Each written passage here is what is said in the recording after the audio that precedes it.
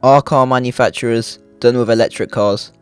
Despite being billed as the future of the industry, sales are slipping, and companies are feeling the squeeze of trying to make cheaper EVs that are still appealing, whilst also coping with the increasing pressure from Chinese manufacturers. So after all that, are brands still investing in electric vehicles and on board with plans to reduce emissions through a greater focus on zero emissions vehicles? Or is there going to be a rebellion against electric vehicles led by manufacturers? I'll look at the problems beginning to develop in the market, manufacturers' response, and the future of EVs. As ever, if you enjoy, please like and subscribe. If you're not aware of the extent of the problems within the EV market and the wider automotive industry, I'll show you some very recent case studies that exemplify the crisis that's ongoing. Ford recently revealed they will cut 800 jobs in the UK over the next 3 years, which is about 15% of its UK workforce, while 4,000 jobs across Europe will be dropped. The reasons for the redundancies are competition and the problems with demand for electric vehicles, showing that even the largest manufacturers are struggling to convince people to buy electric cars, that legacy manufacturers are struggling in particular.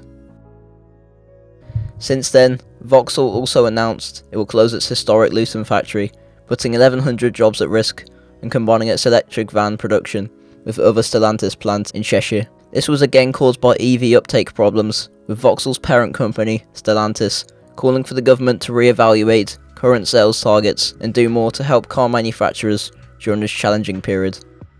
The struggle Stellantis has faced with selling electric cars and the high penalties for not has led to long-standing CEO Carlos Tavares to resign. This was due to dwindling demand and earnings and profits slipping, especially due to cheaper competition, particularly from Chinese manufacturers. For such a powerful individual within the industry to resign so suddenly due to major problems, it demonstrates that the automotive market is in crisis right now. There seems to be little that companies can actually do to stop it. It's not just problems in the UK, it's all over Europe. The Volkswagen Group is reportedly going to close 3 factories in Germany, cut tens of thousands of jobs, and reduce pay by 10%, according to a VW union. This is yet again due to the manufacturer's torrid time trying to sell electric vehicles, when consumers still aren't convinced, though it could partially be down to some of the less than positive reactions there have been to electric offerings so far. If this action is to happen, it would be the most damning indictment of the confidence in electric cars that the industry has ever seen. It would be devastating for the Volkswagen Group employees that suffer as a result.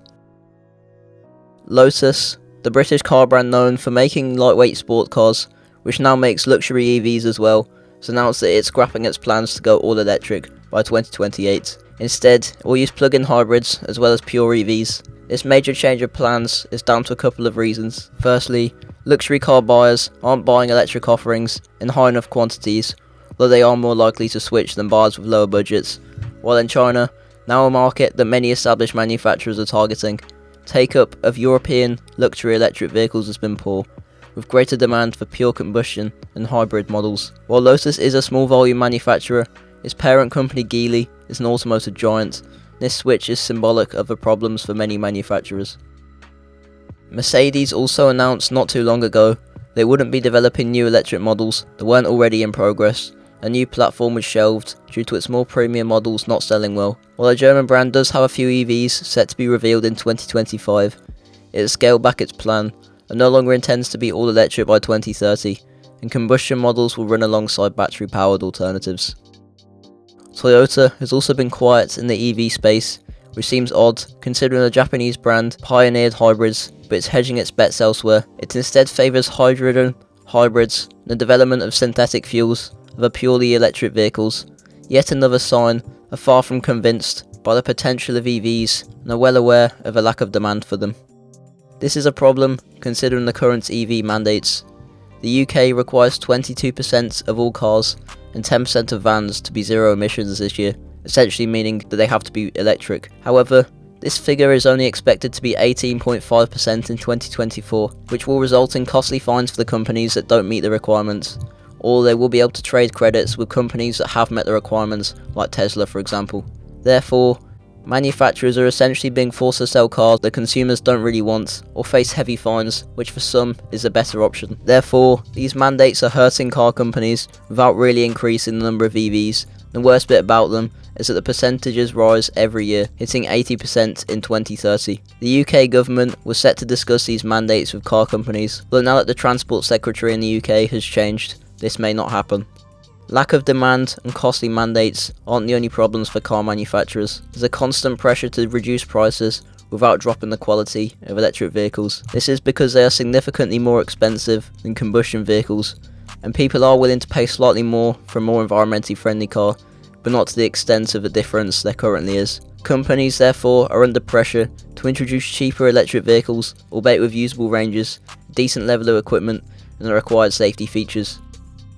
There is also increasing competition from Chinese brands and companies that produce EVs in China, as they are obviously cheaper. This is a big problem for legacy brands, as their costs will be higher, so either profits from selling cars at a lower price than before, or sales will be reduced. The companies that produce in China are being hit by tariffs in the EU and the USA, which have been criticised by manufacturers that don't even produce there, showing the rift between car companies and governments. This is probably the biggest problem that firms face now.